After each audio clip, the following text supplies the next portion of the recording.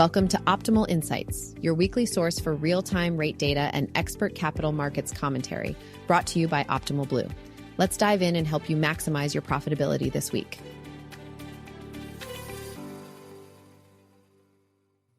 All right, welcome everybody. Bonus episode of Optimal Insights. I have James here to chat with us. James is on the desk. We have been just all in a flutter about the word on Truth Social yesterday from President Donald Trump. You all have probably seen posts about it or you've seen articles written in the mainstream at this point. But we want to be sure that we had a real quick bonus podcast to chat through what this could mean.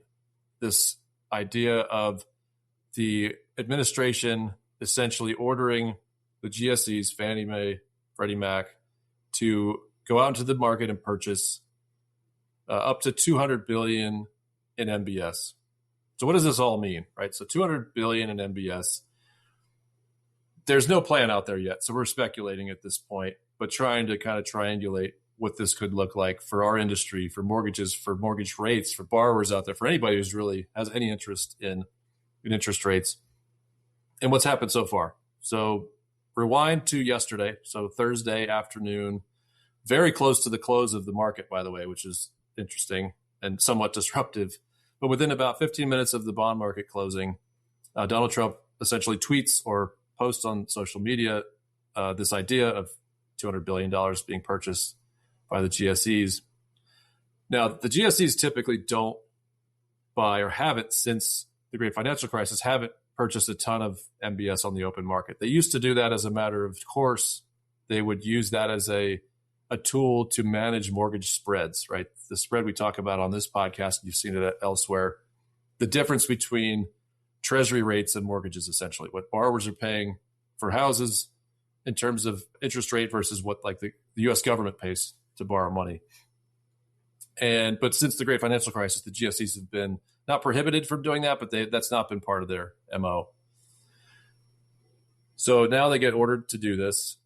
What does that mean? So instantly the market starts to speculate and rates dip, MBS prices surge, right? We have what's called a rally, right, James? And what do we see? Yesterday we saw kind of a mid-level rally. This morning we saw kind of a huge rally, a bigger rally than we've seen in months or maybe a year or so.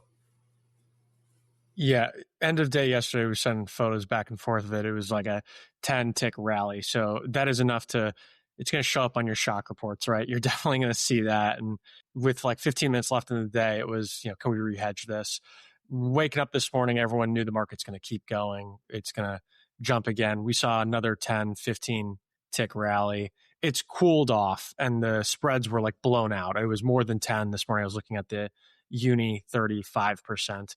So if you had held out until rolling until this morning, it was definitely a rough wake up to see. The spreads have tightened back up.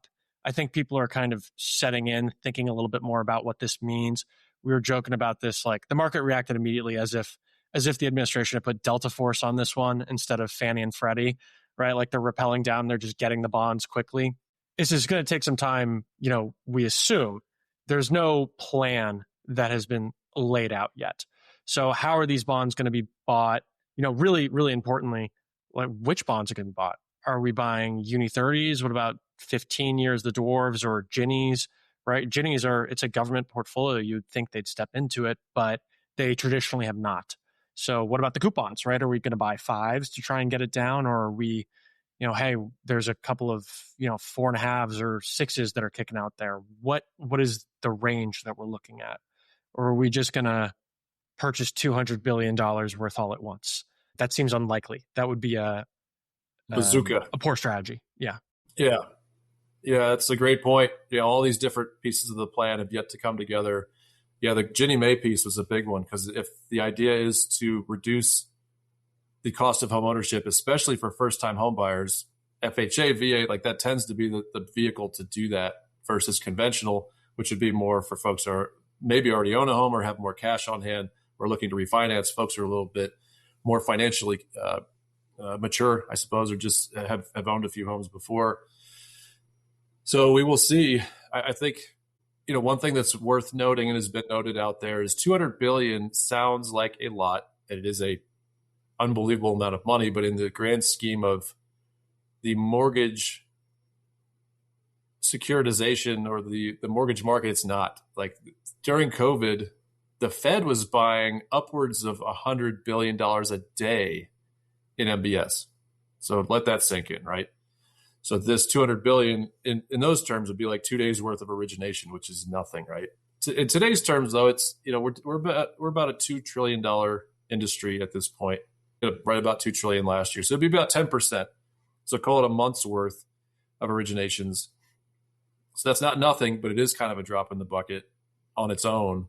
But a lot of folks now are wondering, is this just the beginning? Is this an indication that the administration is firmly focused on this and is starting to come up with some real ideas with some teeth in them, right? We had the 50-year mortgage thing, which is, again, creative, but didn't get great reaction.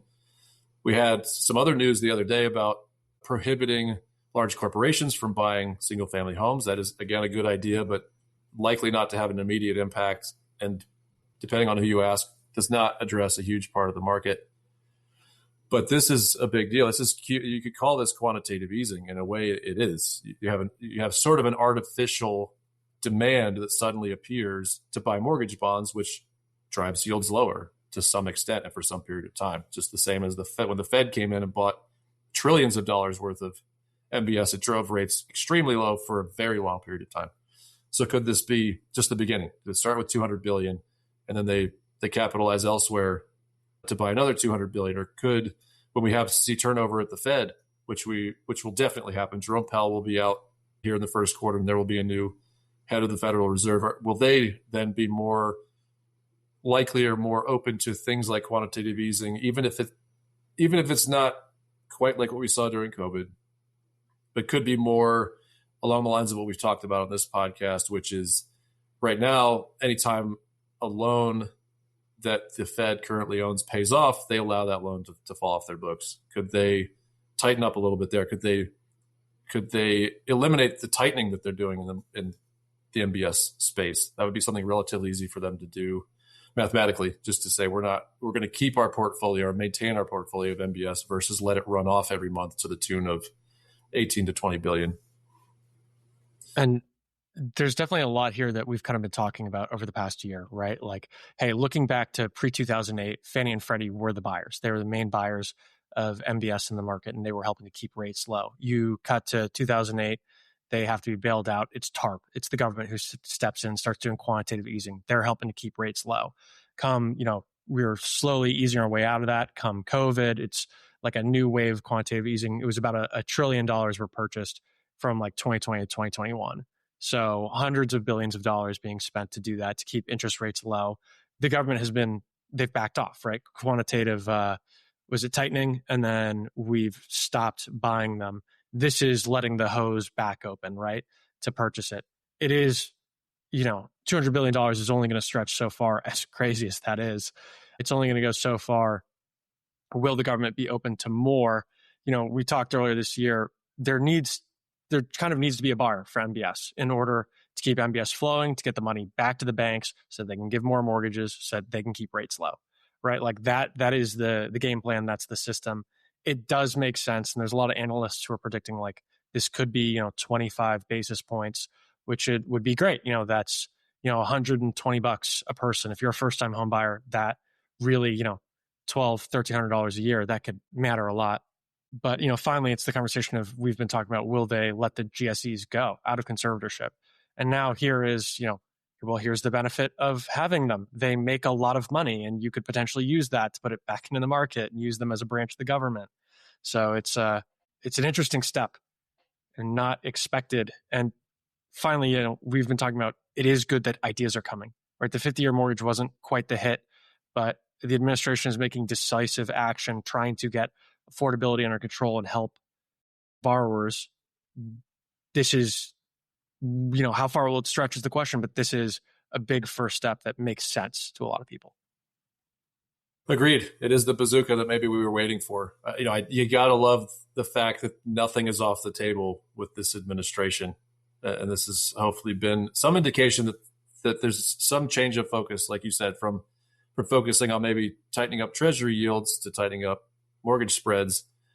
And if it's just the beginning of that, and that's going to be the trend it can be a quarter point now. It could be, if they get creative on G fees and LLPAs like we've talked about in previous months, that could be another eighth, maybe another 20 basis points. You start getting, I think we'll probably, unless rates spike for some other reason, we could see a 5 handle on the OBMMI here in the very near future, which would open up a lot of origination opportunities for home buyers, but also for refinances. So good for the industry, hopefully good for housing as well. So how do we sum this up, James? I mean, right now we don't know much at all. We know 200 billion. We know the focus is still on affordability. That's hopefully the administration kind of focuses on that for a while. That's the thing. Meanwhile, some of the geopolitical stuff will play itself out. This is just the first step. Don't expect rates to be 100 basis points lower in the next few weeks by any means. But keep an eye on this kind of saga. We'll continue talking about it on the cast. But for today, we're getting this sort of speculative move. This has not happened yet. Like you said, Delta Force didn't come in and just start buying MBS or snagging them from banks. This is just the speculation that it is going to happen. There will be a plan that comes out, hopefully, with some sort of urgency and some sort of strategy to make this happen over a general period of time in the right coupons, as you said, so that we get the best bang for that buck, so to speak, for that 200 billion to soften up this market to the point where we can see rates in the 5s for a while. That's an excellent summary. And it's definitely been a week with a lot of mortgage news going on. Non-farm payroll came out today, so we'll have a lot more to discuss on Monday. It's plenty to study this weekend. Yes. All good things for mortgages so far. So stay tuned. All right. Thank you, James. Thanks for the quick bonus podcast, and we'll talk again here on Monday. Thank you, Jim. Have a good one.